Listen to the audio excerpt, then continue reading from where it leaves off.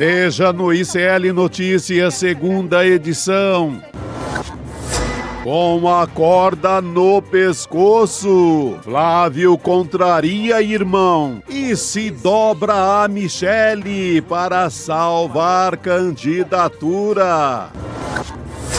Jogada de mestre. Em tabuleiro eleitoral, Lula sai na frente e impede apoio do Centrão a Flávio Bolsonaro. Tentativa de censura. PL recorre ao TSE para proibir documentário do ICL sobre 01. Ataque trumpista. Financial Times aponta Brasil como o país mais prejudicado por novos tarifaços. O ICL Notícias, segunda edição, está no ar.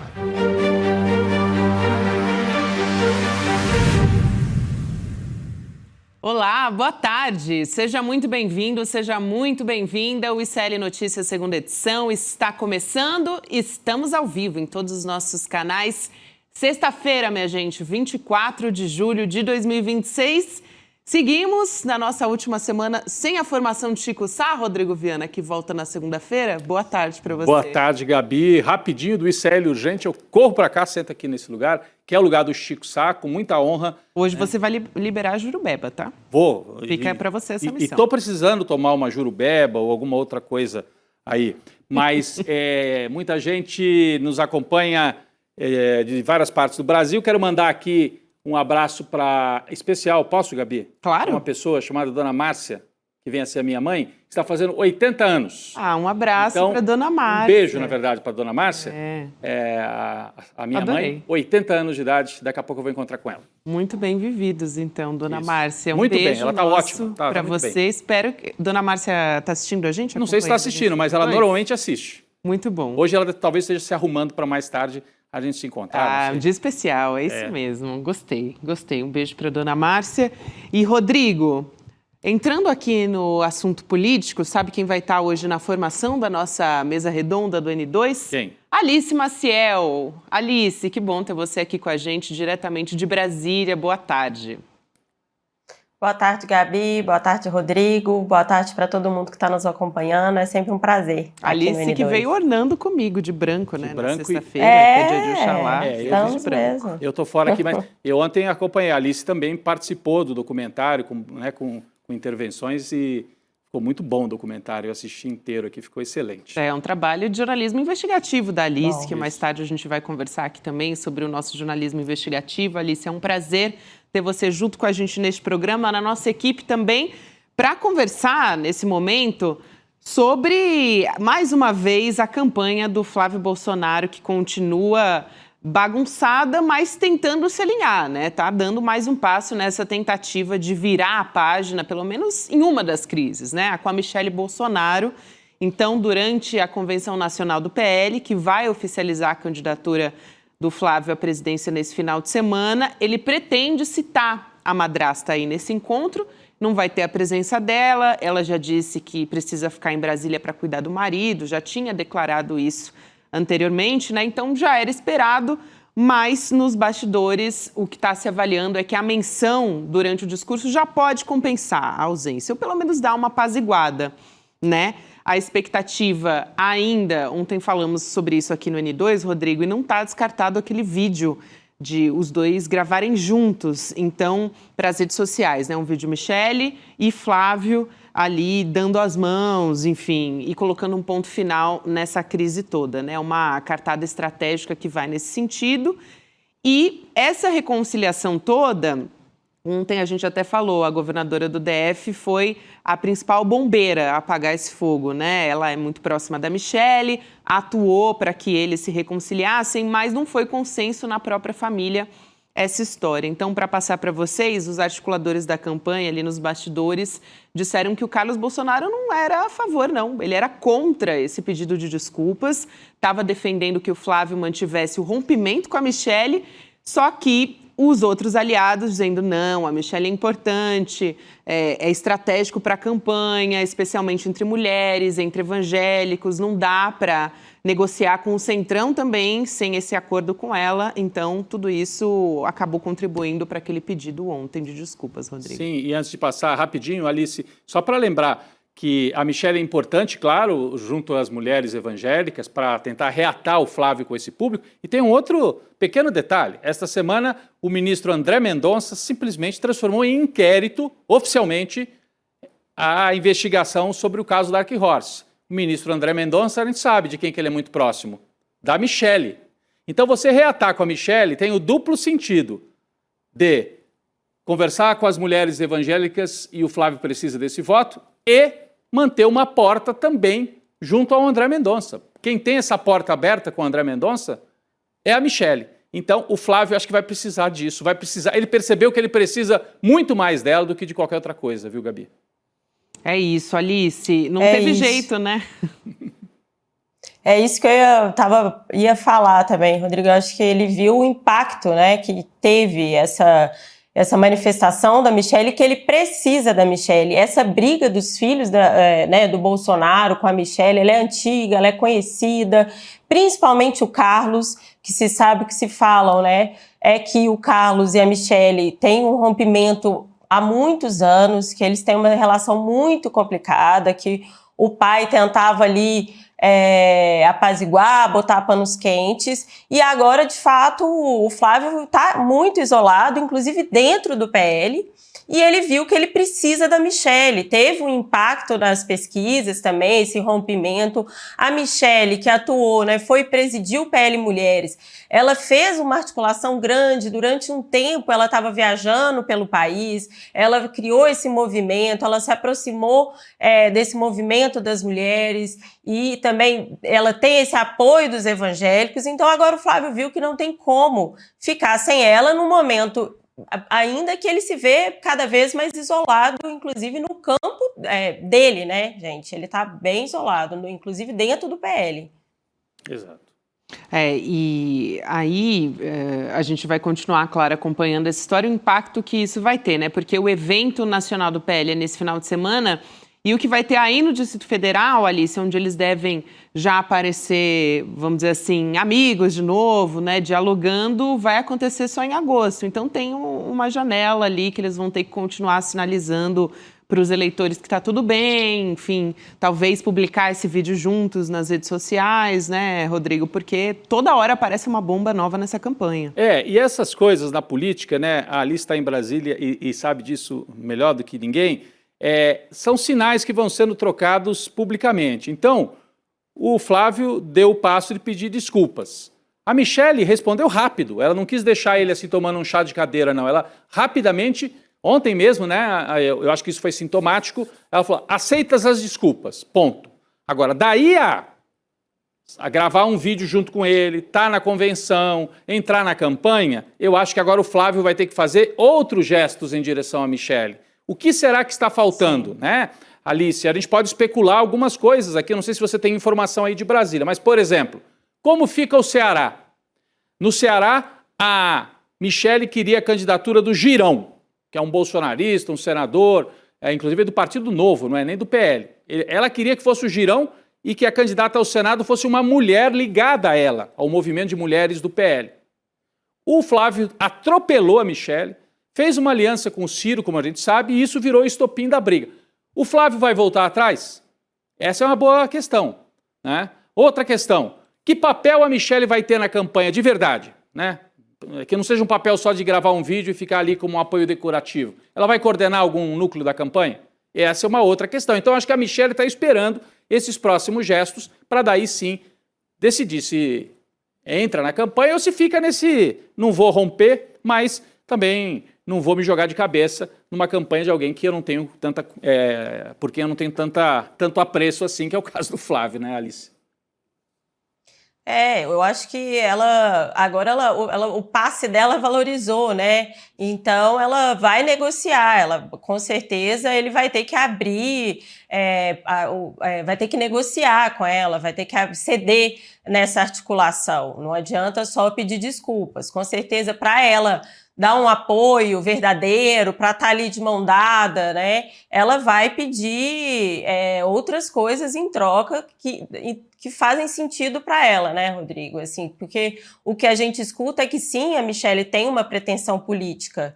Então, eu acho que ela também está tentando construir, eu acho que a Michelle ficou nesse tempo todo articulando, ela cresceu muito ali na base, ela criou uma base que hoje ela tem, a Michelle tem a própria base política que apoia ela. E agora o Flávio viu que é muito importante contar com essa base que a Michelle tem, né? Fazendo esse movimento todo que ela fez no PL Mulheres. E aí é isso que você falou, ela tem acesso ao André Mendonça, ela tem um bom trânsito com o Valdemar da Costa Neto, e então eu acho que é isso, ela vai tentar negociar também os interesses dela.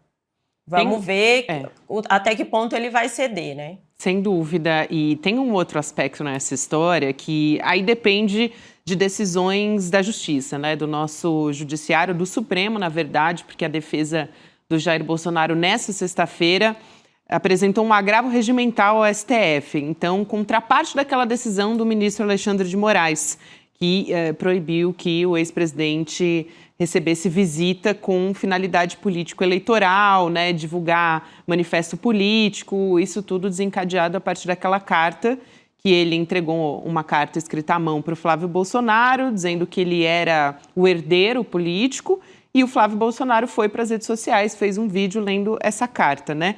Se isso não acontecer, né, porque o recurso pede que o Alexandre de Moraes reconsidere a decisão. Aí, se isso não acontece, os advogados querem que esse agravo ele seja julgado na primeira turma dentro do STF. Iria para uma decisão coletiva agora, né, de vários ministros.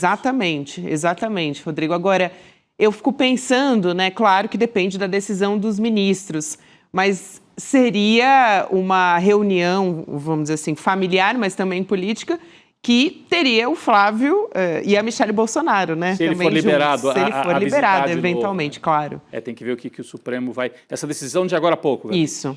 Agora há pouco saiu essa decisão também. A gente está trazendo... Não tem nem meia hora que saiu essa notícia aqui também, Alice. Não, eu ia dizer para a Alice que muita gente interpreta essa decisão do ministro Alexandre de Moraes de dizer o Flávio não pode visitar o Jair como uma forma de dizer quem vai ficar com o Jair 100% é a Michelle. E isolou o Jair Bolsonaro, de certa maneira, dos filhos. Na prática foi isso, né? Ao impedir visitas durante esse período. Então, no meio da briga Flávio-Michelle, o Alexandre de Moraes fala Flávio não, Michelle sim, até porque ela está morando na mesma casa, né? Então, Michelle e Jair na mesma casa. Será que voltaremos a ter Flávio e Michelle na mesma casa agora, a partir de agora? Tem alguma chance, você acredita, do STF reconsiderar essa decisão, Alice?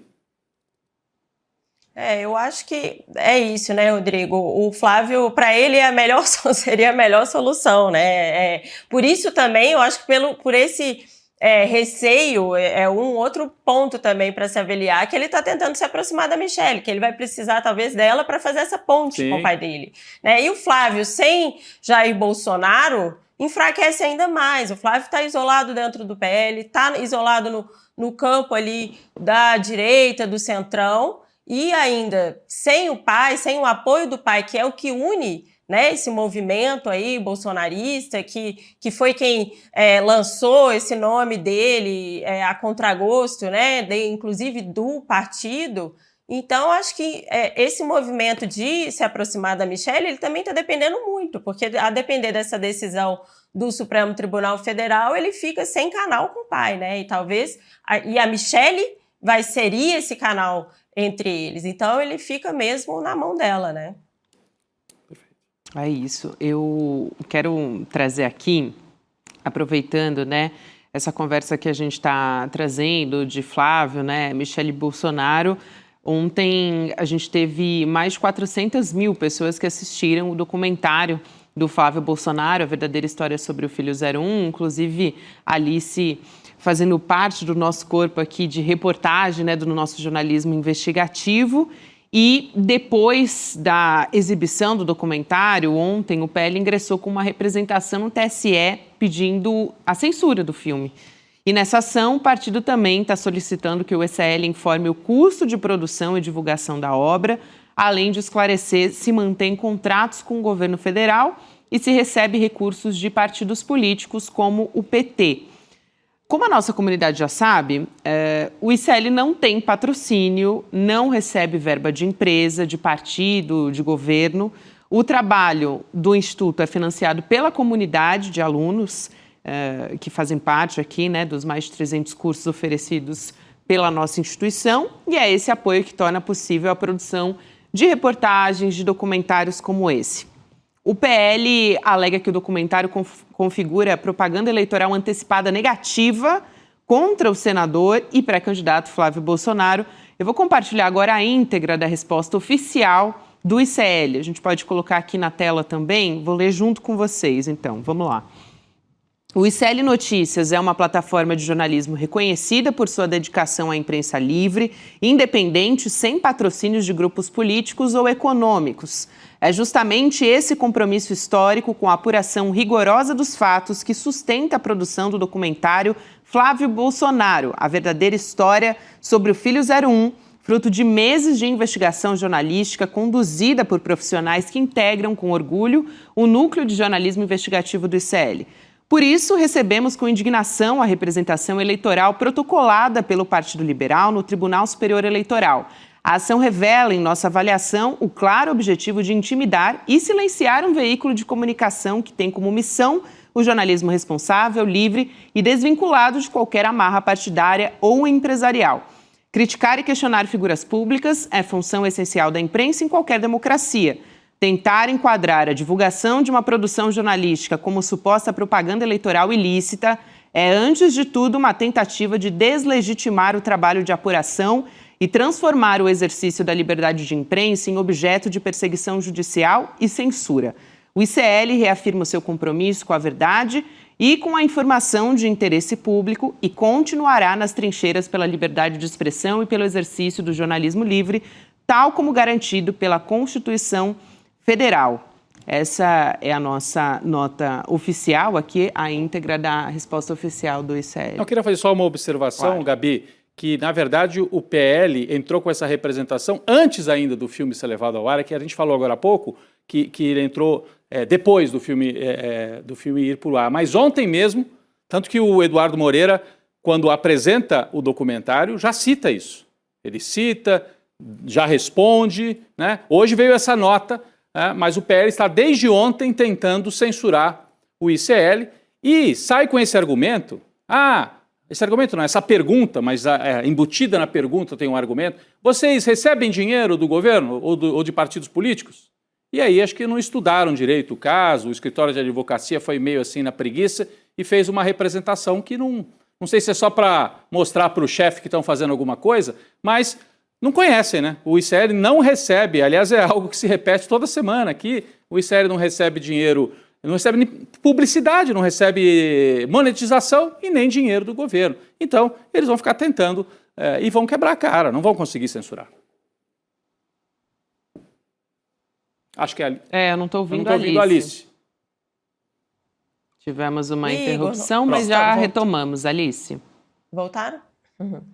É uma tentativa de intimidação mesmo, de criar um fato, né? Essas informações que eles colocam, esse questionamento que você colocou, né? De quem financia, quem patrocina, é uma forma de criar um fato, de colocar ali dúvidas sobre o trabalho, né? De jornalismo que foi feito. Então, e sem sombra de dúvida, é uma prática que, infelizmente, tem sido muito usada aqui contra o assédio judicial contra os jornalistas. Então, é esse o movimento que eles estão fazendo. Mas eu queria contar um pouquinho, né? Vamos para a parte legal do que é um resumo aí, do que é o documentário, para quem não assistiu. É um documentário que traz aí relatos de figuras que participaram, né? Que estiveram perto da família Bolsonaro, que romperam com eles, e traz a história também do Flávio Bolsonaro de investigações, os históricos de escândalos que envolvem o Flávio Bolsonaro. Então, e também é contado aí nesse documentário com detalhes, para quem não conhece, faz um resumo aí de todo esse esse histórico do Flávio, do senador, que é candidato à presidência da República, então ele precisa se acostumar também, né, com de ter críticas, vão sim falar do passado dele, ele tem um passado político no Rio de Janeiro, ele foi deputado estadual, então o documentário conta toda essa trajetória política dele desde a Assembleia Legislativa do Rio. Isso é para reforçar que não houve, Alice e Rodrigo, questionamento do conteúdo do documentário, né? É um trabalho jornalístico baseado em fatos e investigações, né? Que foi feito aqui pelo nosso time de jornalismo do ICL. Né? Em depoimentos de gente que estava lá dentro. Eles vão ter que reclamar com a Joyce Hasselman, com o Alexandre Frota. Ou o Alexandre Frota não era próximo. A Joyce Hasselman conta episódios em que ela esteve na mesa, dentro do palácio com o Jair Bolsonaro, que ele bateu na mesa. Isso está no documentário. Não vou contar tudo aqui, né? Mas assistam. Assistam, porque a Joyce Hasselman conta, expõe o que é essa família. O Alexandre Frota também. Um dia que ele faz um discurso, e aí, o Frota, né? E aí o Jair Bolsonaro liga para ele, já xingando. Tudo isso está lá.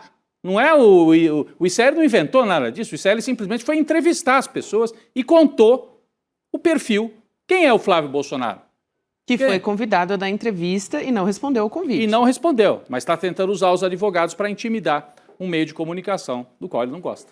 É isso. A gente vai seguir aqui, e tem a ver com esse assunto também, falar sobre o nosso núcleo de jornalismo investigativo, do qual a Alice faz parte, inclusive, está aqui junto com a gente, né? Jornalistas que já atuam no ICL. Vai ter o comando do queridíssimo Flávio VM Costa, um jornalista experiente, que tem uma carreira muito consolidada também no jornalismo investigativo. Tem o Igor Melo, tem a Juliana Dalpiva, e tem o André Uzeda também, que está com a gente já, pronto para conversar aqui no N2, todos aí na tela, então, para vocês acompanharem. É um núcleo de investigação aqui do ICL Notícias, que vai fazer trabalhos como esse do Flávio Bolsonaro.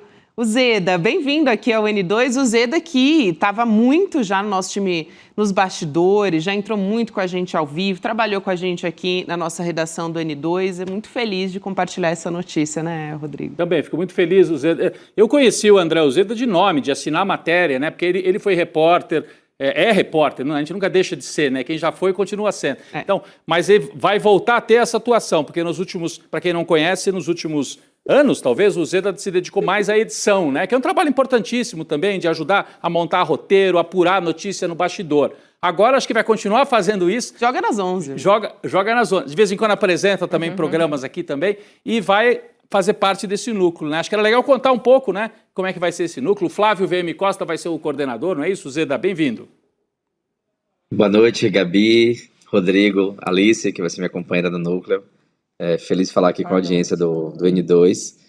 Vai ser isso, né? A gente vai ter esse núcleo investigativo coordenado pelo Flávio Costa, que a gente já trabalhou junto no Intercept, somos nós dois de Salvador. Ontem andaram falando que eu sou pernambucano, mas reiterando que eu sou de Salvador, Bahia, viu? A Gabi é filha de pernambucano, hein? A gente tem essa rivalidade saudável, né? Pernambucano e baiano gostam dessa disputa. A Juliana Dalpiva ontem citou que eu era da Pernambucana. Eu falei, não, vou fazer uma rata no ar. Eu sou baiano com muito orgulho. Pesou o clima. Mas é isso, assim, é um núcleo, né? A gente tá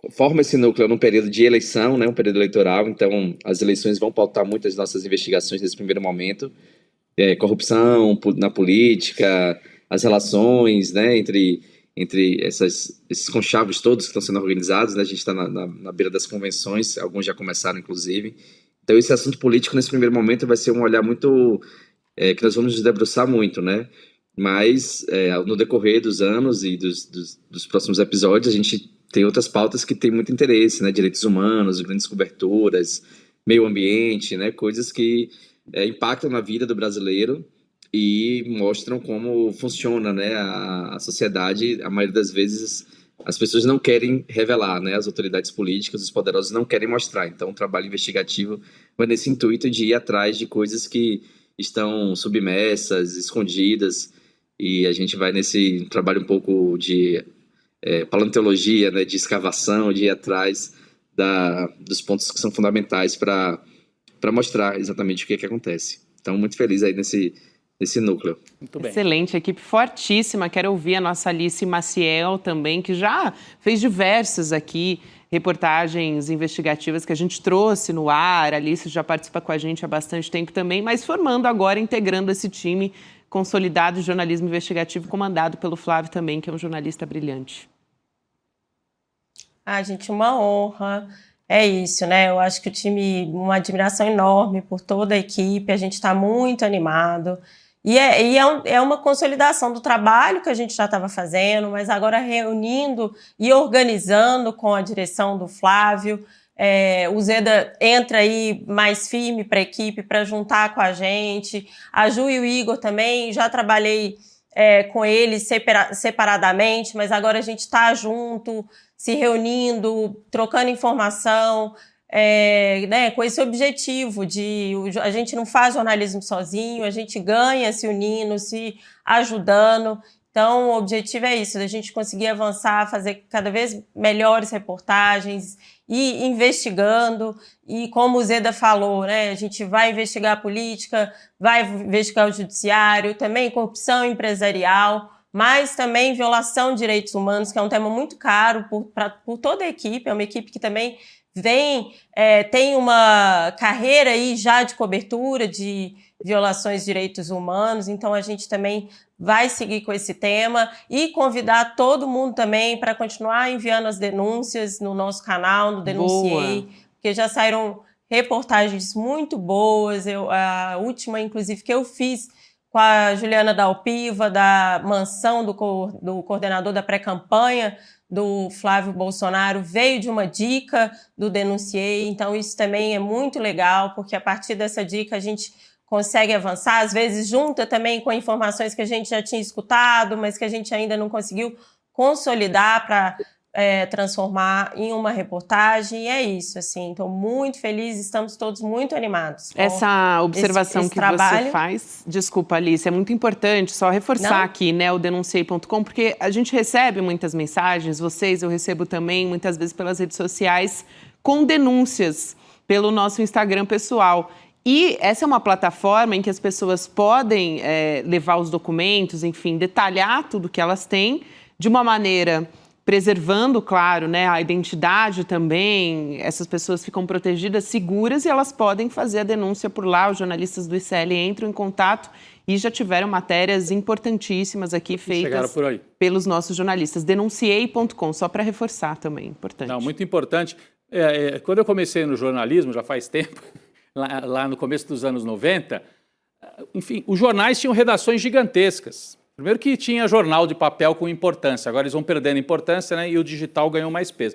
E, olha, tinha núcleo de jornalismo investigativo, ou de especiais, como a gente falava, né, com pelo menos 10 repórteres na Folha, 10 no Globo, 10 no Estadão. Esses núcleos foram sendo reduzidos. Ainda tem muita gente boa na imprensa tradicional, a verdade é essa, a gente tem, né, não tem por que ficar contra, porque é gente que está trabalhando, fazendo o seu serviço lá, e muitas vezes matérias importantes vêm daí. Acontece que esses jornais, infelizmente, primeiro que diminuíram de tamanho, as equipes diminuíram, e muitas vezes as matérias que ferem alguns interesses são barradas, né? Então, o interessante é que o ICL possa ter um núcleo de jornalismo investigativo, porque aqui não tem interesse de banco que vai dizer essa matéria não pode publicar. Se tiver uma denúncia contra privatização mal feita em São Paulo, pode crer, gente, se que Folha de São Paulo, UOL, não estou dizendo que não vai sair a matéria, mas vai ser uma briga, porque o dono do jornal tem interesse em dizer, não põe. Não quero denúncia contra a privatização.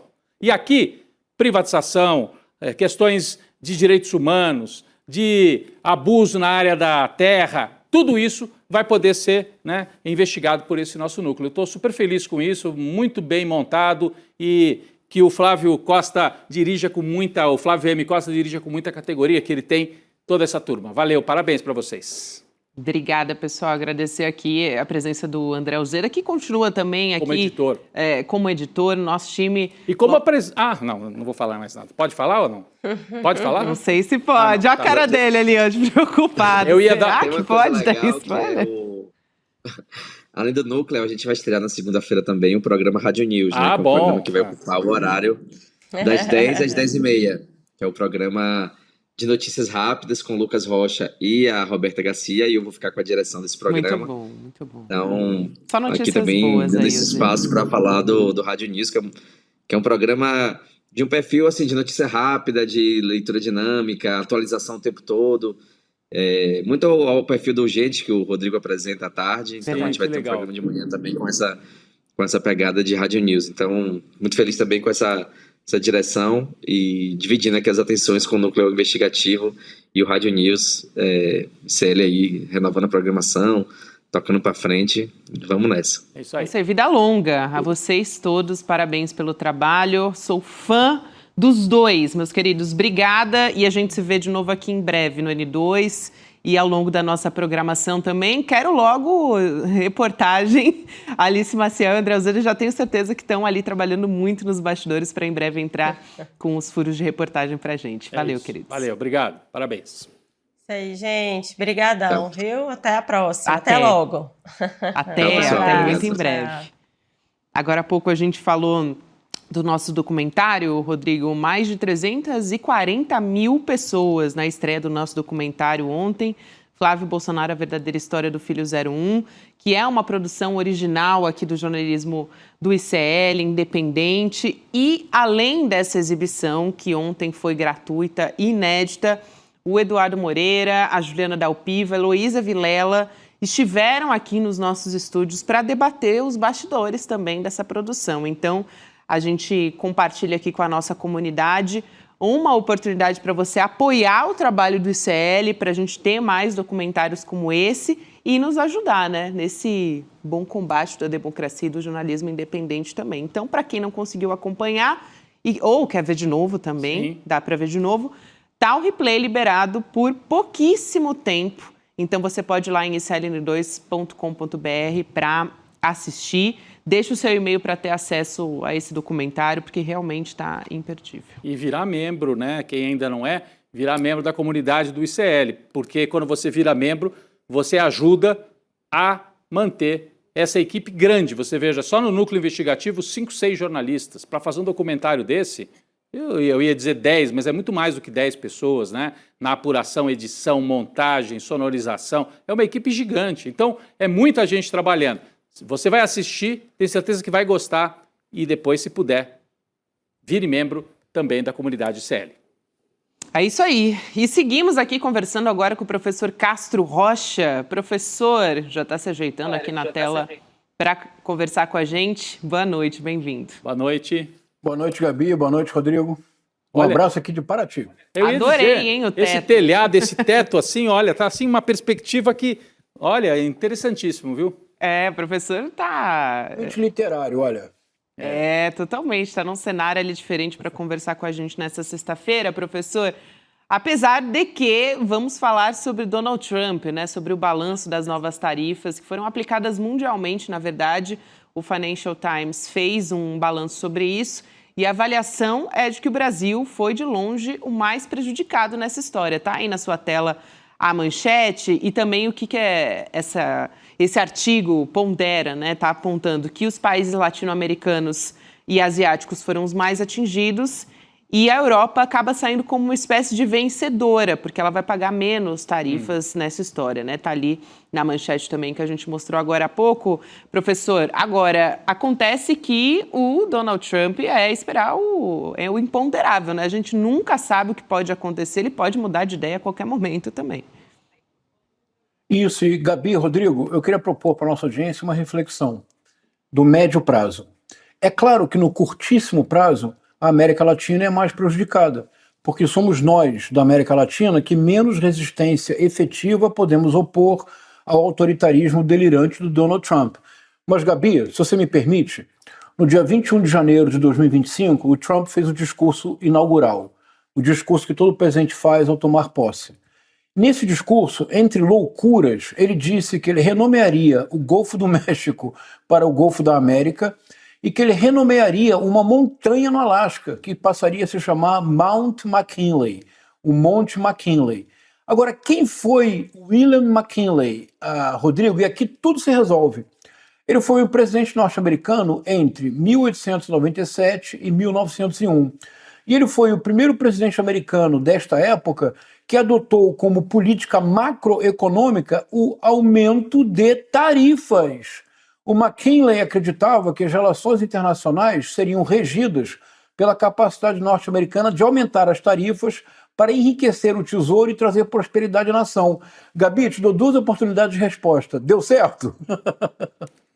Em 1901, não deu certo, Gabi. Sabe por quê?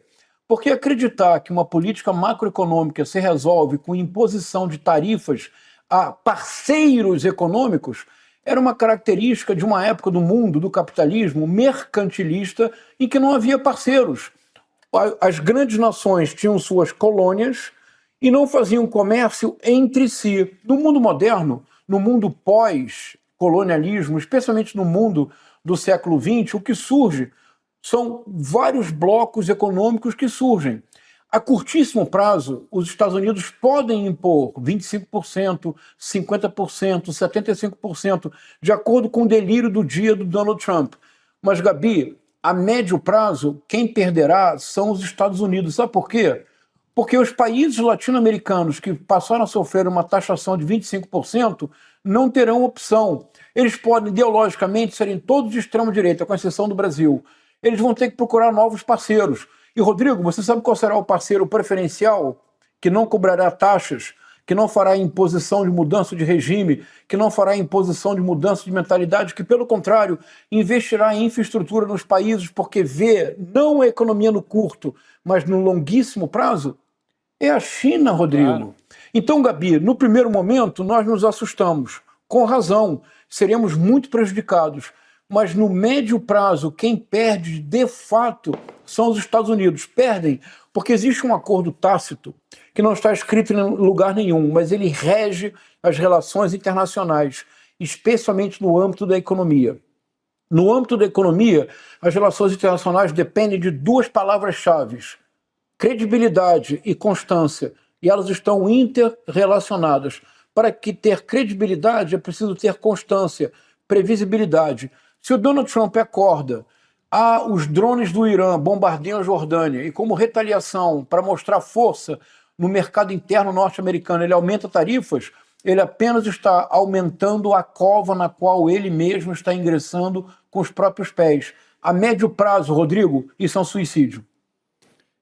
A única preocupação que eu tenho, professor Castro Rocha, é que, além de impor as tarifas, eles vão trabalhar para ter governos completamente de joelhos para eles aqui na região das Américas. Sem dúvida. Porque se eles impusessem as tarifas, e se eles impuserem, como estão impondo, e o Brasil, por exemplo, eleger um governo como o Lula, que vai se opor e resistir a essa política, pode ser que isso funcione, e aí a China entra, e aí você arma uma resistência aqui. Mas certamente no projeto deles está tarifa de um lado, ameaça até militar de outro, como nós estamos vendo, e tentar influir para que se eleja um governo que vai apoiar o tarifaço. O Flávio Bolsonaro já disse, segura aí só até a eleição. Depois que eu estiver no governo, a gente até conversa. Vocês podem até colocar tarifa em alguns produtos, porque eles aceitam a condição de ser uma espécie de colônia, né? De colônia no século XXI de Washington. Então, o meu medo, eu acho que é que a gente está vendo aí, vai entrar um governo na Colômbia de extrema-direita que aceita ser colônia, o Milei aceita ser colônia na Argentina, no Paraguai e na Bolívia também, no Chile. Então, se eles conseguirem ganhar o Brasil, aí eles vão ter um governo aqui que vai apoiar a imposição de tarifas para defender a economia deles lá. Eu acho que nós podemos ter as duas coisas, né? Ou a gente aqui resiste e o Trump quebra a cara já no curto prazo, ou eles impõem derrotas até militares, e como fizeram na Venezuela, não acho que vão invadir eu não acho que eles vão invadir o Brasil, mas na Venezuela eles mostraram qual é um dos caminhos. É sequestrar a gente, é ameaçar de todas as formas. Então, nós estamos diante de um avanço que não é só pelas... As tarifas são uma das ações preocupante e eu acho que joga contra eles mesmos. Nesse ponto eu concordo. Mas eu acho que tem outros componentes que podem complicar para o nosso lado, Gabi. Só para complementar, na verdade, eu não estou me opondo ao que disse o professor Castro Rocha, mas trazendo um acréscimo assim. Mas, Rodrigo, esse seu acréscimo... Posso falar, Gabi? Claro. Esse seu acréscimo, Rodrigo, é rigorosamente fundamental. Vamos lá. E nós podemos, eu vou acrescentar o seu acréscimo contra mim mesmo, isto é, vamos dialogar, diálogo é isso. Olha só, Rodrigo, que coisa importante, vamos lá. Os Estados Unidos decretaram que o Comando Vermelho e o Primeiro Comando da Capital são organizações terroristas internacionais. Os Estados Unidos, há uns 2 meses atrás, inauguraram um protocolo chamado The Shield of Americas, o Escudo das Américas. Sim. E é quase caricata a associação com os heróis da Marvel. É evidente de onde vem. Capitão América. Agora eles anunciaram que pretendem criminalizar movimentos que eles chamam de extrema esquerda também como organizações terroristas internacionais. O que seria um movimento de extrema esquerda para o Marco Rubio? Rodrigo, Gabi, o MST, por exemplo. ONGs. O que se desenha? O que se desenha é a criação de uma justificativa ideológica e da tentativa de ter algum tipo de legitimidade internacional para efetuar operações militares. Eu não diria uma guerra. Eles não consideraram o que houve na Venezuela uma guerra, porque não houve reação. Eles consideraram uma operação militar. Eles desejavam considerar o que houve no Irã uma operação militar, mas é evidentemente uma guerra na qual estão sendo derrotados. Então essa é uma preocupação muito importante no Brasil. Até porque, Rodrigo, vamos acrescentar um dado. Além desse dado internacional, nós temos pela primeira vez na história do Brasil, Rodrigo, pela primeira vez na história do Brasil, nós temos políticos que não se envergonham, não se pejam, não enrubescem de serem abertamente entreguistas. Rodrigo, nem na ditadura militar havia pessoas tão entreguistas quanto Flávio Bolsonaro, Eduardo Bolsonaro e Caterva. Na ditadura militar, quando o governo Carter começou a pressionar o Brasil pela questão dos direitos humanos, o que fez Ernesto Geisel? Reconheceu a China em 1970, reatou relações diplomáticas com a China em 1974 e iniciou protocolos de cooperação nuclear com a Alemanha, uma maneira de dizer para os Estados Unidos, aqui você não se metem. Isso é ditadura militar. E, Gabi, nenhum de nós, em nenhuma circunstância, defenderá nada da ditadura militar. É apenas um reconhecimento objetivo. Então, o cenário que você desenha, Rodrigo, é ainda mais preocupante, porque nós temos, pela primeira vez, dentro do Brasil, um conjunto não pequeno de políticos e de brasileiros que apoiariam uma submissão total dos Estados Unidos. Então, eu compartilho a sua preocupação, Rodrigo. É que eu estava pensando no cenário internacional. No cenário nacional, compartilho a sua preocupação e faço uma última proposta para a nossa reflexão. Isso parece reforçar algo que eu venho defendendo há pelo menos 2 ou 3 meses com vocês. O verdadeiro ponto desta eleição de outubro de 2026 não é mais defesa da democracia. É uma defesa intransigente, seguindo o exemplo iraniano da soberania. Ou nós, de fato, defendemos a soberania brasileira, ou em 2027 nós nos tornaremos uma neocolônia norte-americana. A sua observação é muito importante, Rodrigo. É isso. E tem ainda os Estados Unidos, né? Tem personagens por lá, republicanos, defendendo até mais sanções contra o nosso país. Tem um grupo de 20 congressistas do partido do Donald Trump que enviou uma carta ao escritório do representante comercial da Casa Branca, aquele Jameson Greer, um personagem que a gente tem conversado bastante aqui, né? E pedindo uma ação contra o Brasil pelo avanço do projeto de lei que regula as Big Techs. Eles argumentam que a proposta brasileira enviada pelo presidente Lula ao Congresso Nacional onera as plataformas digitais americanas bem-sucedidas como um novo regime regulatório. Esse projeto ele ainda não tem data para ser votado, mas o deputado do PV, Aliel Machado, apresentou o relatório e cobrou aprovação em reunião de líderes nesse mês. A gente também tem falado, né, sobre decisões em decreto envolvendo regulamentação das plataformas, né, autorregulação das Big Techs, principalmente no momento em que a gente tem esse período eleitoral, e a extrema-direita aqui foi bastante contra, né, se movimentou muito contra esse posicionamento do governo brasileiro, que vai nesse sentido que o professor falou, defesa da soberania e também mais responsabilidades das plataformas, porque, enfim, com a inteligência artificial isso está cada vez mais perigoso, né? Exato. E se nós voltarmos na história também, Gabi, é muito interessante compreender o que está acontecendo nos Estados Unidos hoje. As tarifas seguem o modelo do William McKinley, em 1901. essa questão de intervir no Brasil porque poderia prejudicar um negócio americano das plataformas, isso remonta a 1904. Rodrigo, em 1904, o Theodore Roosevelt implementou o que ele chamou de corolário Roosevelt, que era o corolário de uma decisão diplomática chamada do Grande Porrete, o que parece qualquer coisa menos diplomacia, o Big Stick, a Big Stick Policy. O que era o corolário Roosevelt? Eu estou convencido, Gabi, que se nós compreendemos isso, nós entendemos tudo. O que foi isto? Em 1904, houve uma crise na Venezuela. O governo venezuelano deixou de pagar os credores internacionais porque não tinha mais recursos próprios. Em resposta, algumas nações europeias impuseram à Venezuela um grande bloqueio naval, literalmente tornando a Venezuela um país isolado.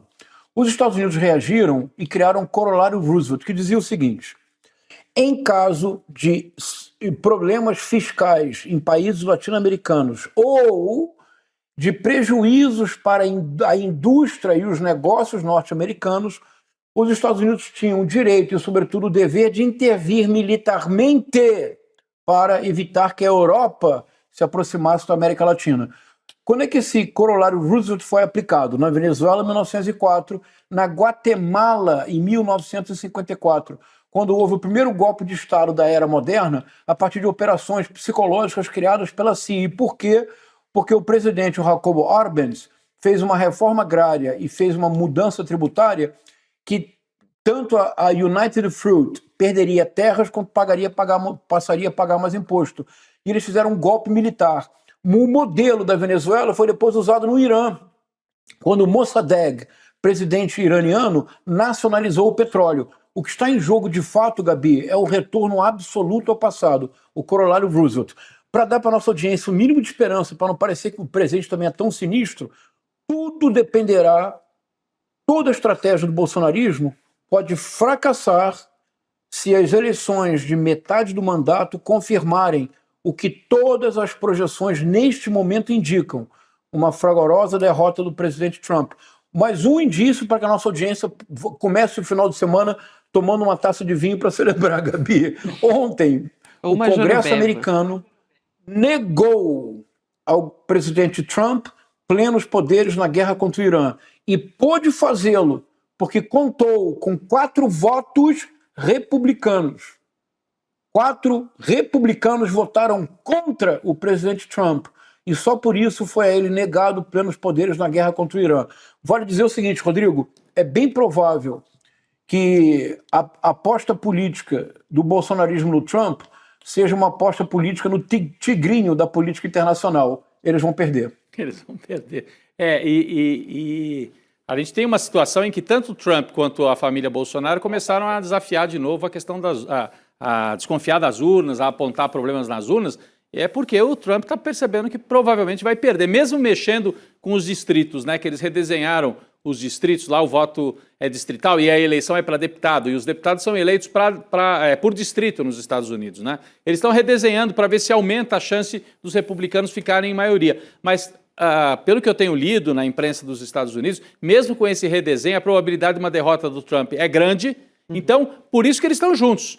Juntos na derrota e juntos na tática de questionar as urnas, porque talvez seja o que reste para essa extrema-direita. Nós vamos ter turbulência, pessoal, pesada entre outubro e novembro, e o Brasil e os Estados Unidos estarão no centro dessas turbulências no mundo, eu diria. Não é uma questão só regional aqui das Américas. É importantíssimo isso, Rodrigo. E a gente, só para a gente seguir aqui, professor, senão não vai dar tempo da gente entrar na questão da Michelle Bolsonaro. Olhando aqui para a política brasileira, né, o governo Lula está conseguindo articular também com os partidos que não quiseram fechar com o Flávio Bolsonaro, né? Então articulou com a União Brasil, com o PP, para que a federação dos 2 partidos ficasse neutra nesse primeiro turno.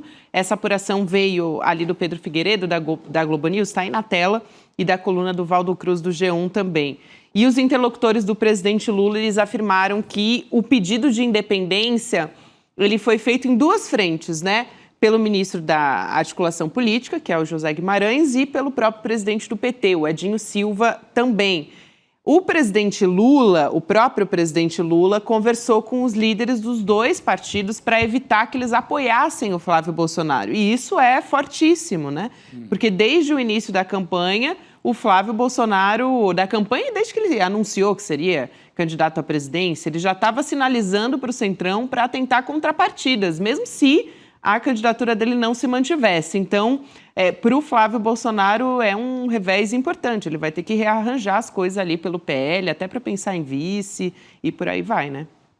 E perde tempo Isso de é TV. política. Isso também. Isso é política na melhor acepção do termo, Gabi. Porque se esses partidos formalizassem uma aliança ao Flávio Bolsonaro, isso teria criado um problema real para os seus deputados e senadores, que é o problema da fidelidade partidária. Se um partido formaliza o apoio a um candidato a presidente e um deputado estadual, um deputado federal ou um senador não segue a indicação do partido, ele pode perder o mandato por quebra de fidelidade partidária. O fato dos partidos não se comprometerem formalmente cria uma ampla possibilidade de criação do mais importante na eleição presidencial, que é a montagem de palanques regionais. Para que a nossa audiência entenda, Gabi, nada é mais complexo numa eleição presidencial do que a montagem de palanques regionais. Porque muitas vezes o presidente do PT pode ter um presidente do União Brasil ou de outro partido, mas no palanque regional pode acontecer o deputado ou senador do União Brasil de estar mais próximo ao candidato do PT. Ao liberar as suas bancadas, a possibilidade para o presidente Lula de montar qual foi a palavra que eu usei? De montar, não é painel, oh meu Deus do céu. Palanque. Palanque. Palanque. A possibilidade do presidente Lula de montar palanques favoráveis aumenta exponencialmente. É uma jogada de mestre do presidente Lula. Realmente. E a gente vai continuar acompanhando essa história, né? Não é à toa que o Flávio Bolsonaro ele está sinalizando para a Michelle, pediu desculpas ontem em vídeo, a Michelle respondeu prontamente também nas redes sociais. E com isso a gente vai entrar na nossa conversa literária de hoje, né, professor? Porque a gente tem um trecho aqui do conto Teoria do Medalhão, do Machado de Assis, e a gente vai comparar com esses dois vídeos que a Michelle Bolsonaro fez para o Flávio, né? O primeiro ela fez atacando, um vídeo de quase meia hora com teleprompter, com toda uma coordenação para atacar o Flávio Bolsonaro, e o segundo aceitando o pedido de desculpas. Então, a gente vai ler o trecho aqui, o professor já explica para a gente. Vamos lá, então, professor. Abre aspas aqui para a Teoria do Medalhão, para esse trecho do Machado de Assis. Somente não deves empregar a ironia, esse movimento ao canto da boca, cheio de mistérios, inventado por algum grego da decadência, contraído por Luciano, transmitido a Swift e a Voltaire, feição própria dos céticos e desabusados. Não.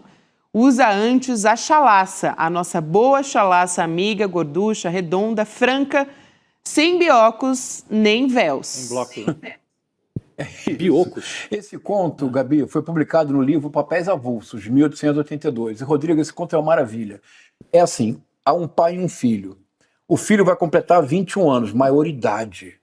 Então o pai resolve ter com ele uma conversa definitiva, uma lição de vida, transmitindo para o filho aquilo que o pai dele não transmitiu para ele, e por isso ele não pôde ser um medalhão. Mas o que é um medalhão? É tudo que a Michelle Bolsonaro deseja se tornar. O medalhão, ele se insere num circuito de poder, num circuito de elite, e ele nunca mais dele sai. Mas o que o medalhão precisa para estar neste circuito da elite, neste circuito de poder? Diz o Machado, passar por uma dieta rigorosa. Absolutamente nunca pensar, nunca ter ideias originais. E, sobretudo, o ponto decisivo é que ele não pode lançar mão da ironia. Porque a ironia é uma figura de linguagem que eu digo A para dizer B. A ironia produz esse movimento ao canto da boca quando você se dá conta de que aquilo que está sendo dito, na verdade, tem uma outra intenção. Está entre as linhas. E o que está entre as linhas geralmente é crítico, é agudo, destrói o outro através do humor. Ele tem que usar não a ironia, mas a chalaça grossa, literal. Vamos lá. Primeiro vídeo da Michelle Bolsonaro. Eu quero chamar a atenção para um ponto que eu acho muito importante. Você viu o primeiro vídeo da Michelle Bolsonaro? Qual é a posição da câmera, Gabi, Rodrigo? Vocês se deram conta? A câmera está na altura dos olhos da Michelle Bolsonaro. Ela está falando e ela está criando cumplicidade com as pessoas que assistiram ao vídeo, porque o vídeo está na altura dos olhos. A fala é serena. A voz é uma voz tranquila. ela segura o tempo todo uma caneta Bic, deixando clara a relação intrínseca dela com o capitão Bolsonaro. Ao fundo, uma série de certificados e diplomas, atribuindo a ela autoridade religiosa. São todos diplomas e certificados de cursos ou de presenças em eventos evangélicos. Ao lado dela, uma estrela de Davi, um símbolo, que é um símbolo em Libras, eu te amo, uma Bíblia. Ela é a mulher que sofreu, perseguida. Ela, sobretudo, é uma mulher profundamente humana, que está aberta para o diálogo e que está olhando nos olhos do interlocutor. Cumplicidade total. Ela está praticamente dizendo, sou eu a candidata ideal. Segundo vídeo. Olha que importante agora no segundo vídeo, como está o ângulo da câmera. Olha que importante. É um ligeiro, sutil, o que se chama tecnicamente contre-plongée, ou seja, reparem que a câmera vem de baixo para cima. No fundo, nenhuma preparação, espontaneidade, a natureza, a camisa branca com 2 pingentes com sinais religiosos, mas uma camisa branca, a pureza do seu coração. A natureza da Michelle Bolsonaro é perdoar, a natureza dela é ser o fiel da balança, mas ao mesmo tempo, a voz dela é uma voz um tanto metálica, é uma voz contrariada. Ela está ali dizendo com todas as palavras, eu aceito o perdão, eu aceito o pedido de desculpas. E há um momento, se no primeiro vídeo ela fala meu marido dezenas de vezes e 2 vezes meu galego, aqui neste vídeo ela fala assim, o meu marido, o seu pai, ele está na frente, na hierarquia da herança de Jair Messias Bolsonaro, primeiro vem ela, depois vem o Flávio Bolsonaro. E esse olhar dela olha para baixo, numa posição de autoridade. Ela está dizendo com todas as palavras, se alguém pode salvar este pecador, se alguém pode salvar este ímpio, que é o Flávio Bolsonaro, sou eu, Michelle Bolsonaro. É uma medalha, ela quer, se eles dizem varão, varoa, ela quer se tornar não um medalhão, mas, se me permitem o neologismo, uma medalhoa. Medalhoa é muito bom. Eu estava pensando nesse termo medalhão que a gente usa, muitas palavras a gente usa sem parar para pensar, né? Ele vem provavelmente então do século XIX, é um termo que vem talvez aí do Brasil do século XIX, quer dizer, já estava no Machado de Assis isso, né? Eu não fazia ideia disso, que era um termo assim antigo, já de trajetória antiga. Porque a gente usa até hoje isso, né? Fulano é um medalhão da música, fulano é um medalhão do futebol, da narração, sei lá, né, de muitas coisas, né? É curioso. A Michelle está dizendo, eu sou a medalhoa verdadeira da política brasileira. Quem pode salvar a candidatura falida sou eu. Por quê? Porque ela tem todo o aplombo e todo o gesto, todo o ritual da mulher que perdoa e por isso é empoderada. É isso. Tem até um pouco de psicanálise ali, né? Na análise do professor também, nas falas. Gostei muito, professor. Gostei muito. Estou inspirado pela Flip. Isso. Aliás, ele né, tá num cenário belíssimo aí, numa casa, numa pousada, sei lá o que é, da Flip aí em Paraty. Mas Rodrigo, eu lanço o livro amanhã. Posso falar em 10 segundos, Gabi? Esqueci. Vai lá. Sim, ainda fala? Amanhã, às 12 horas, eu estou no Auditório da Matriz, que é o evento principal da Flip, e logo depois eu lanço o livro, que foi o livro mais difícil da minha vida, que eu acho que deu certo, que é A Era de Ricardo III.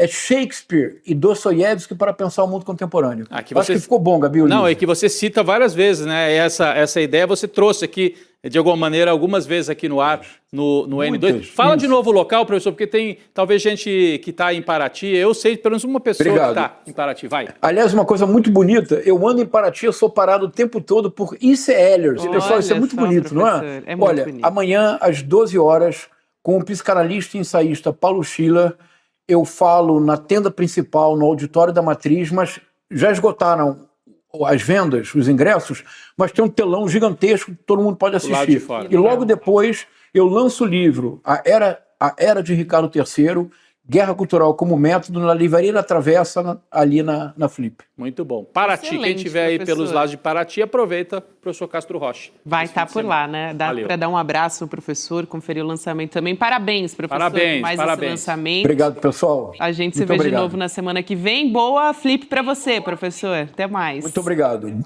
Bom final de semana. Obrigada. Seguimos aqui, Rodrigo, ele falou final de semana, né? A gente entra sempre no nosso final de semana na companhia da revista Liberta, né? A edição sempre entra no ar aos sábados E nessa semana traz uma reportagem especial assinada por Heloísa Vilela, ninguém mais, ninguém menos do que Heloísa Vilela, e o Walid Rabah, sobre a situação em Gaza, as consequências da ofensiva israelense, né? E o genocídio em Gaza, que continua fazendo vítimas. Aqui a capa Esquecemos de Gaza, importante essa capa, fortíssima, né? Essa capa também tem outros artigos exclusivos, Juca Kfouri, João César de Castro Rocha, o professor Castro Rocha, que estava aqui conversando com a gente, Camila Modanês, Luiz Costa Pinto, Adriana Ferreira Silva, o Paulo César Teixeira, Carla de Oiá, Leonardo Boff, enfim, muitos analistas. E essa é a capa aí que você confere na nossa tela também. É importante, porque, aliás, o ICL que mandou a Heloísa Vilela para Gaza, né? Para Gaza não, que ela não passou para o lado de Gaza, mas para a Palestina acompanhar o massacre em Gaza. Ela ficou na Cisjordânia. Ela circulou pela Cisjordânia, por Jerusalém, então fez essa cobertura especial e está relembrando esse tema. O mundo está olhando para outros assuntos, mas o sofrimento de Gaza continua. É isso, e você pode acessar icl.com.br/revista para fazer sua assinatura e para receber uma edição nova todo sábado. Essa é a que você confere nessa semana e você pode ter acesso aos anteriores também, né? A partir do momento que você vira assinante. Vamos seguir aqui, chamando Cristina Serra para conversar com a gente nessa sexta-feira. Cris, boa noite.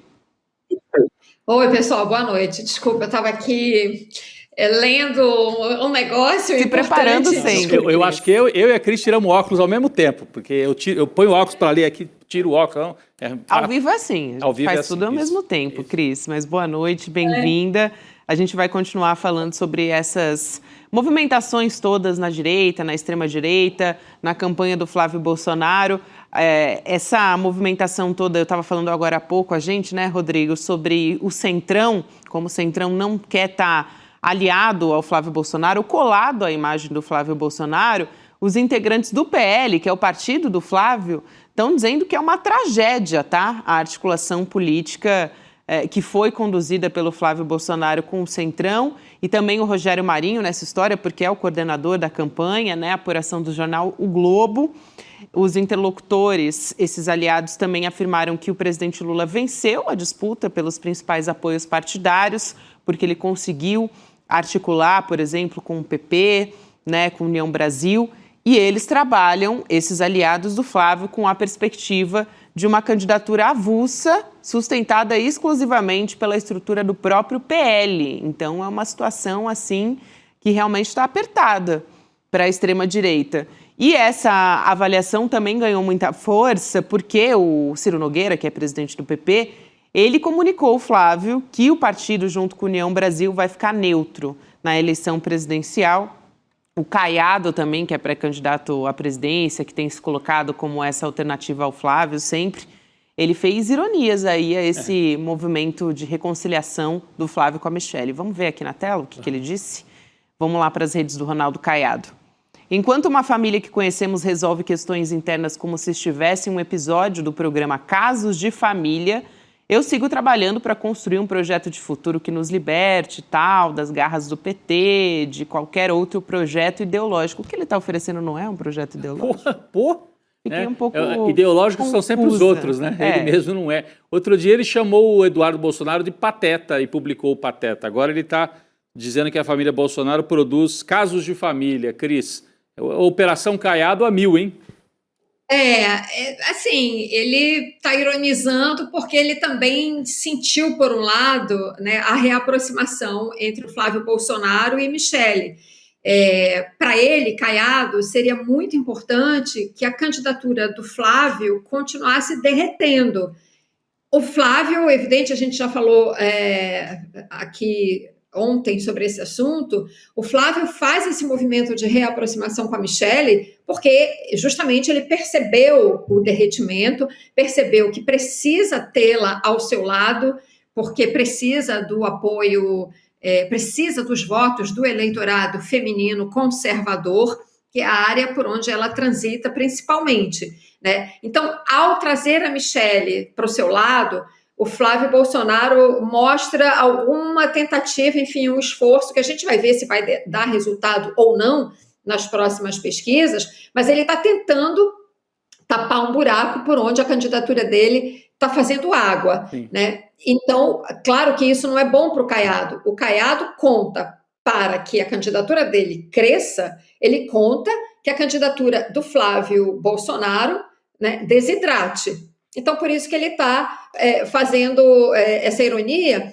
Agora, claro, ele não deixa de ter razão, né? Porque, de fato, é isso. A família Bolsonaro expõe, né, suas divergências, suas brigas internas, né? Eles expõem isso, e eu acho até que, no fundo, também isso tem um pouco de estratégia de comunicação, né?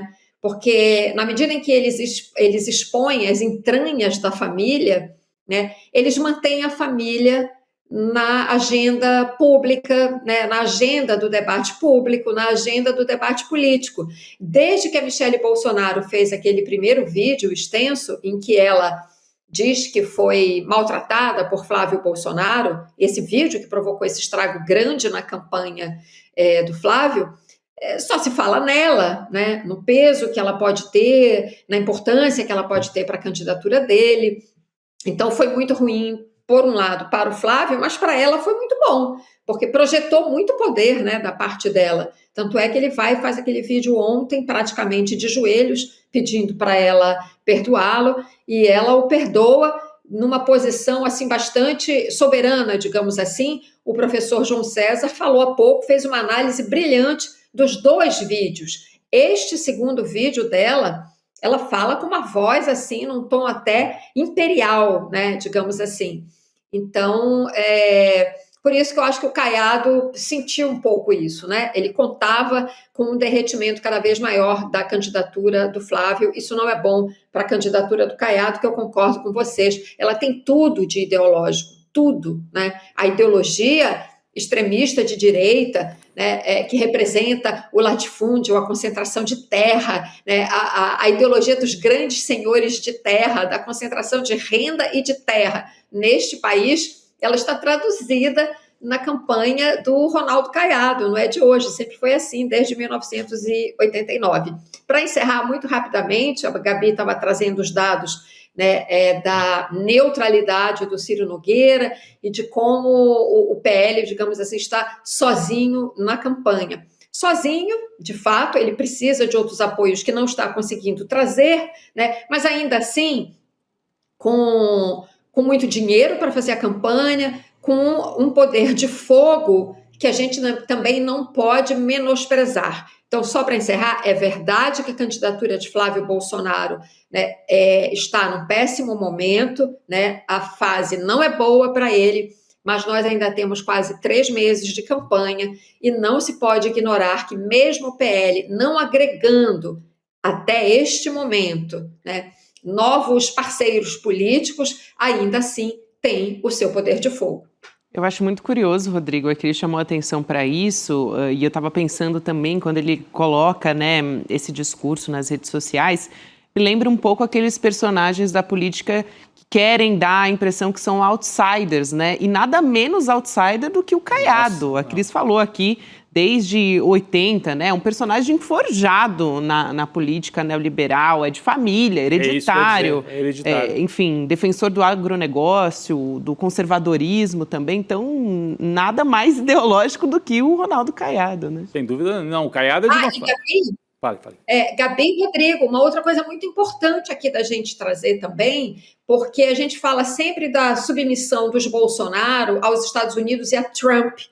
O Caiado foi aos Estados Unidos para tentar estabelecer uma política de exploração de minerais estratégicos e terras raras no estado de Goiás, foi aos Estados Unidos fazer isso, voltou batendo bumbo sobre isso, né, exercendo uma atribuição que não é a dele como governador, né, porque o subsolo pertence à União. Então, é um acordo muito esquisito que ele foi tentar lá nos Estados Unidos, né, que tem esse componente também da submissão, porque tudo que os Estados Unidos querem é poder botar as mãos nesses minerais estratégicos, especialmente as terras raras, que o Brasil tem a 2ª maior reserva do mundo. Então, nisso, ele e Flávio Bolsonaro tocam exatamente dançam a mesma música, entende? Então não tem como o Caiado querer se diferenciar muito do Flávio Bolsonaro. Ambos são extremistas de direita. E eu estou curioso para ver amanhã a convenção. Como é que vai ser a foto do Palanque na convenção do Partido Liberal do Flávio Bolsonaro, né? Porque a gente falava mais cedo, Cris, a Michelle fez esse gesto aí de reaproximação, né? E o gesto foi, ao receber um pedido de desculpas, respondeu rápido, não ficou enrolando o sujeito, deixa ele meio, dá um gelo nele. Não, ela respondeu rápido. Agora, a decisão parece que é não ir à convenção. Às vezes muda, hein? A gente tem que... A Michelle, você... A Michelle não irá à convenção, pelo menos é o que está anunciado. Será que não vai mesmo? Isso é uma coisa que eu estou curioso para confirmar se ela não vai mesmo, primeiro ponto. E segundo, quem que vai estar lá dos partidos, né? União Brasil não vai, o Partido Progressistas não vai, o Republicanos não vai, o Tarcísio acho que vai, porque o candidato a governador precisa do voto bolsonarista, mas o partido dele como instituição partidária talvez não vá. Essa fotografia de amanhã vai mostrar até que ponto que o vídeo da Michelle ajudou a pacificar e fortalecer de novo a candidatura do Flávio, ou se ele segue sangrando e seguirá sangrando pelas próximas semanas. Vamos acompanhar. O evento de amanhã é importante para isso também, por quem vai estar e por quem não estará na foto, Gabi. Isso é fundamental, Rodrigo, isso que você está colocando aqui. A Michelle diz que iria na convenção só no Distrito Federal, do PL. Não amanhã, em São Paulo. Não amanhã em São Paulo, que é a convenção nacional, mas tudo pode mudar, né? A partir dessa divulgação desses 2 vídeos também, enfim. Acho que é muito tempo até a convenção do Distrito Federal. Que é só no dia 5 de agosto. Então tem amanhã a convenção nacional em São Paulo, amanhã é dia 25, e são 10 dias até o dia 5, que é também a data limite para registro, para tudo, né? Dia 5 de agosto. São 10 dias em que esses acordos e acertos vão se consolidar, imagino eu. Cris, diga lá, comenta. Eu queria dar ênfase a isso que o Rodrigo está falando. É nessa reta final, né, que está tudo fervendo nos bastidores, é nesse momento agora que a gente está vivendo, é que tudo isso está sendo definido. Por isso que é tão importante observar esses últimos movimentos, e especificamente com relação a Michelle, eu acho que a gente precisa exatamente entender qual é o próximo movimento que ela vai fazer, que para mim não está totalmente claro, né? Ela aceita o pedido de desculpas do Flávio, mas qual é a extensão, a consequência prática dela aceitar o pedido de desculpas? Ela vai se engajar na campanha dele? Isso a gente precisa entender melhor. É verdade, porque os aliados do Flávio eles estão contando, né, Cris, que essa reaproximação, colocar panos quentes, vai deixar melhor o eleitorado evangélico, feminino, principalmente ali até as mulheres da extrema-direita que estavam se afastando do Flávio Bolsonaro, né? Não só a Michelle, mas a Damares Alves também, era outra aliada que não estava querendo se misturar com ele. E aí a gente tem esses movimentos que acontecem, por exemplo, do outro lado, né, na campanha do presidente Lula e a própria articulação do presidente sobre conseguir articular com a União Brasil e com o PP, né, para que eles se posicionassem de maneira neutra nesse primeiro turno. Isso é um revés importante para a campanha, sem contar o tarifaço, que ainda agora a gente teve essa notícia de mais esse 12,5%, que a gente não sabe como vai se reverter nessa questão da campanha, e, claro, o Bolsomaster, que nessa semana saiu mais aquela reportagem, né, das notas que foram emitidas pelo escritório do Flávio. E o inquérito, né? E o inquérito. Virou inquérito oficial agora. Então a gente vai para essa fase de convenções com o Flávio com palanques indefinidos em vários estados importantes, né? E com dificuldade. Tem até, acho que nós vamos trazer agora, né, Gabi, tem estado em que ele até definiu o candidato, mas continua bagunçado, né? No próprio estado, no Rio de Janeiro, da onde a Cristina conversa com a gente agora, no estado do Rio. É uma bagunça, né? O bolsonarismo, a piada que eu vi lá do pessoal no Rio é quem não tiver preso pode ser candidato, porque todo mundo ou vai preso ou busca apreensão. Quem tiver solto no dia da convenção pode ser candidato a senador, mais ou menos isso, né, Gabi? É mais ou menos por aí, e teve convenção partidária hoje do PL, né, por lá, oficializando a candidatura do deputado estadual Douglas Ruas para o governo do Rio. E ele não anunciou nem candidato a vice e nem a chapa completa para o Senado. Então está meio desmantelada essa convenção do PL no Rio de Janeiro, né? A vaga de vice está aberta, teve desistência do Rogério Lisboa, do PP. A Federação União Progressistas permanece nessa coligação, mas não indicou um nome novo. Então, o PL chegou ali no Rio de Janeiro com uma lacuna nessa sexta-feira. O Flávio Bolsonaro e a Michelle falaram por telefone com os correligionários do Rio de Janeiro. O Douglas Ruas disse que foi um gesto de humildade, né, entre os dois, que pediu para os aliados esse espírito de união, né? Não à toa, o Flávio e a Michelle também estão nesse espírito de união nessa semana desde ontem. E teve o anúncio do Carlos Portinho também para o Senado Federal do Rio de Janeiro. Mas bastante xoxa essa convenção do PL no Rio. Porque no Rio de Janeiro, né, Cris, você teria... Originalmente, o Flávio Bolsonaro é o senador, né, eleito no Rio, aí são 2 vagas, né, ele não vai concorrer porque está concorrendo a presidente. Ia concorrer no lugar dele esse sujeito Canela, que foi pego com um fuzil dentro do carro. Então não dá, aí vai ser um pouco complicado. E aí a suplente do Canela era a Rogéria Bolsonaro, a mãe do Flávio, simplesmente isso. E esse sujeito foi preso. O senador que tem na chapa, o candidato, né, Canela, que tem na chapa a mãe do Flávio, foi preso com um fuzil dentro do carro. Então, o PL montou uma chapa, por enquanto, só com um nome para o Senado, que é esse Carlos Portinho, que nós mostramos agora há pouco aí no vídeo, que esse, por enquanto, não sofreu nenhuma busca e apreensão. Mas o Eduardo Paes é o franco favorito para essa eleição, né, Cristina, no Rio de Janeiro, com uma chapa já definida. Eduardo Paes, o Pedro Paulo para o Senado e a Benedita, do PT, junto, né, formando uma chapa ali do centro para a centro-esquerda. É isso, né? Sim, todas as pesquisas indicam que o Eduardo Paes está na frente, na preferência do eleitorado e que será eleito. A gente sempre precisa ter muito cuidado, claro, porque a gente já viu muitas mudanças, né, assim, em cima da hora, né? O eleitor hoje em dia, aparentemente, ele é muito volátil ou se deixa influenciar, né, por algumas situações muito em cima da hora e pode mudar. Então, por isso que é sempre bom a gente ressaltar. A pesquisa indica a fotografia do momento, né? Ela não é previsão, né? Então, com todo esse cuidado, a fotografia do momento mostra que Eduardo Paes será eleito governador. Agora, a Gabi estava explicando a situação do Douglas Ruas, né? Que é o candidato do PL a governador e que não consegue fechar um vice, ou seja, ele aqui no Rio de Janeiro está espelhando exatamente o que acontece com a candidatura do PL de Flávio Bolsonaro em nível nacional, que chega à convenção amanhã sem ter um vice. E não é à toa, porque o que aconteceu aqui? O vice, ou quem estava, digamos assim, prometido para ser o vice de Douglas Ruas, o Rogério Lisboa, é do PP. E desistiu de ser o vice, desistiu de compor a chapa, né?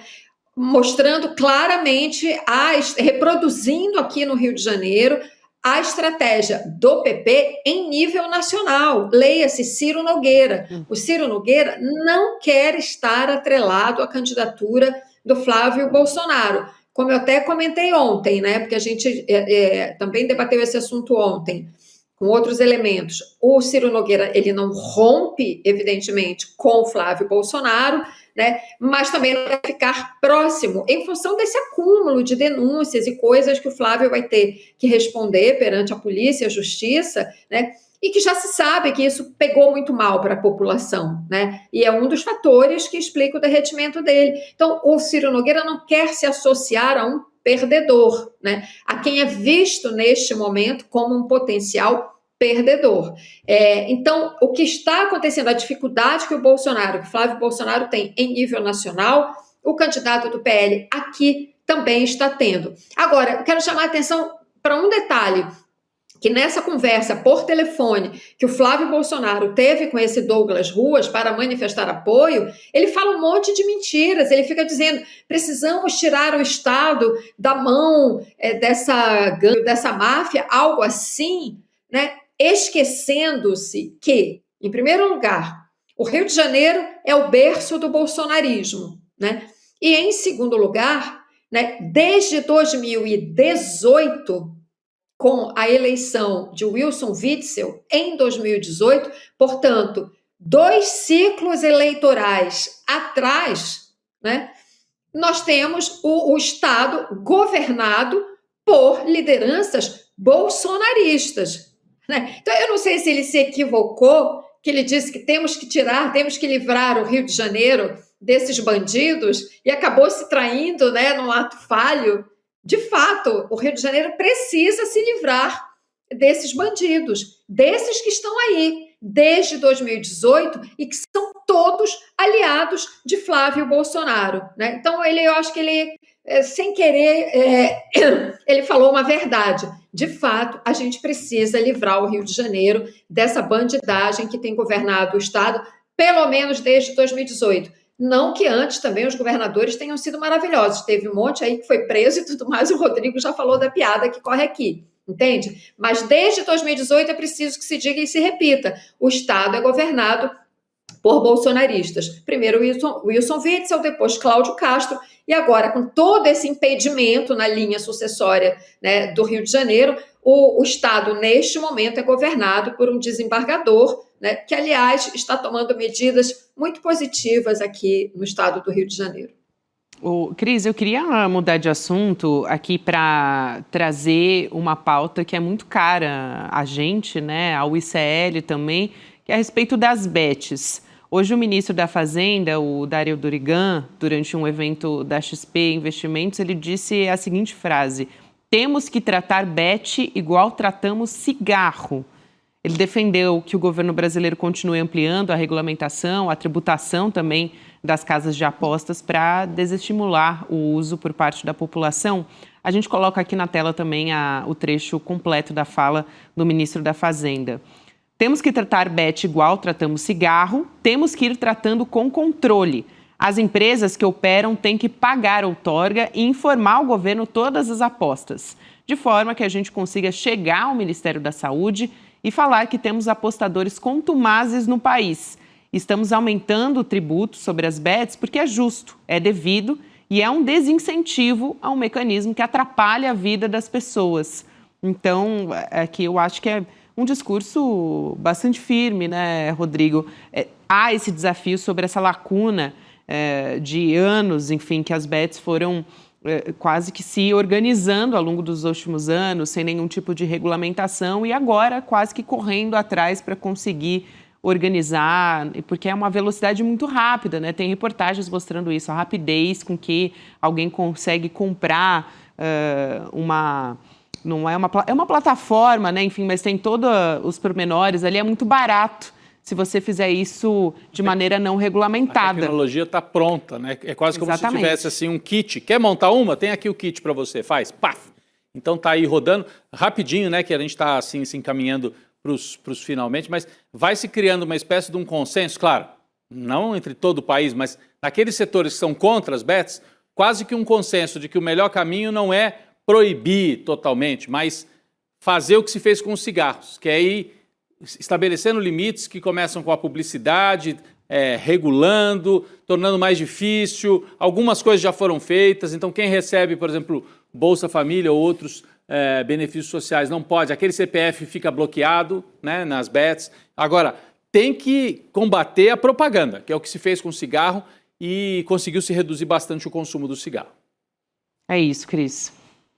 Eu ia dizer, Rodrigo, que o ministro da Fazenda andou assistindo o ICL, porque você vem falando isso, né, que a propaganda de bets tem que ser proibida, ou tem que ter muitas restrições, da mesma forma como foi feito com o cigarro. Você já vem falando isso aqui, ó, a gente já discutiu várias vezes bets, e você fala isso, porque isso é tão gritante que é necessário fazer isso. Bom, que bom, finalmente o ministro da Fazenda, então, né, se ele já está manifestando essa opinião, essa visão dele, me parece muito claro. Quando o ministro verbaliza isso assim em público, é que já está se encaminhando internamente para propor algum tipo de legislação nesse sentido, que de fato é urgente. É isso. Obrigada, Cris. Importante essa sua fala aqui. A gente tem cada vez mais, né, o sistema de saúde público ficando sobrecarregado por conta do vício, né, nas casas de apostas. Então, é um assunto muito caro, a gente tem que tratar com muita seriedade, com a urgência que tem que ser tratada. Obrigada, até a próxima. Valeu, Cris. Bom fim de semana. Valeu, pessoal. Tchau, tchau. Até. Seguimos aqui. Rodrigo, vamos ver o resultado da nossa enquete? Bora. Bora. Então, vamos colocar aqui na tela o resultado do nosso papolegal.app. A reconciliação com Michele resolverá os problemas de Flávio Bolsonaro? 76% acreditam que não. Nada salva essa candidatura falida. Quer dizer, tem o Dark Horse, né, o Bolsomaster, tem o tarifaço, e por mais que agora tenha esse vídeo de reconciliação, também teve o anterior que estava detonando o Flávio Bolsonaro, né? Os dois vídeos seguem aí as pessoas vão tirar a sua média. O que vale, a Michele de antes ou a Michele de agora que aceitou as desculpas?